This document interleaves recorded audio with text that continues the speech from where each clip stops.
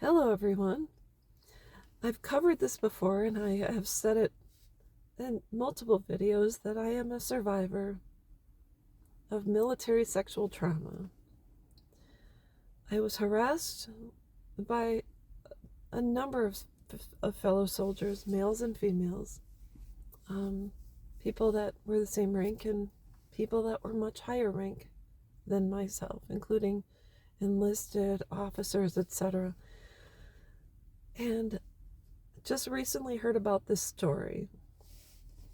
Decided I had to have this book. And if you are not familiar with this woman, you should be.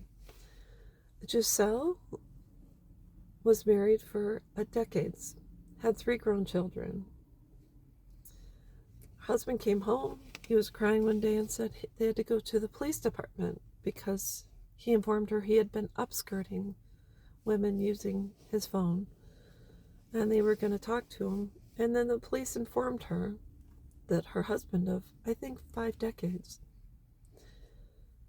had drugged her and recorded at least 50 men coming into their home to rape and sexually assault her.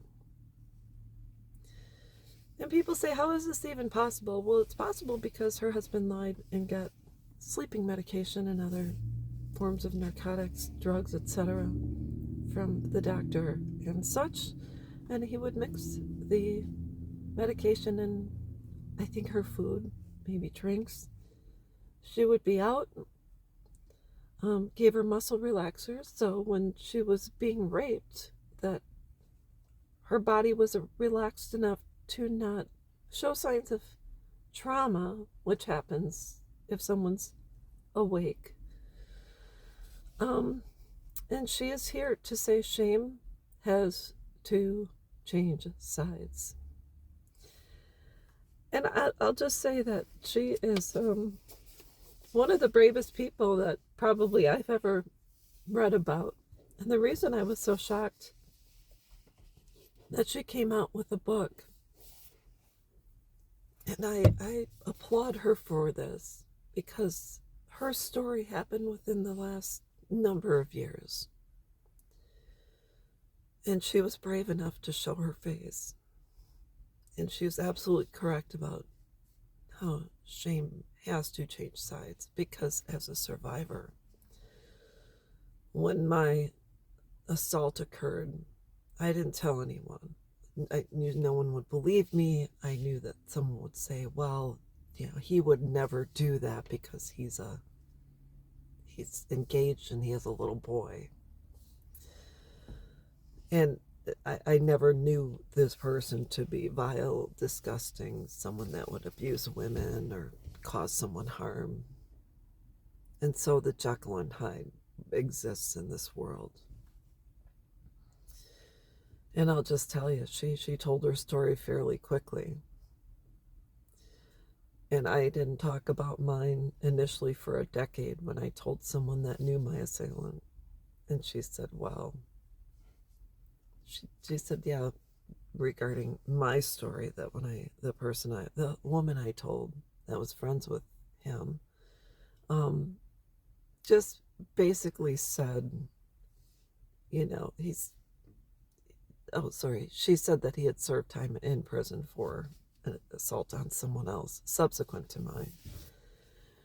And so I've never connected with the other victim in my story.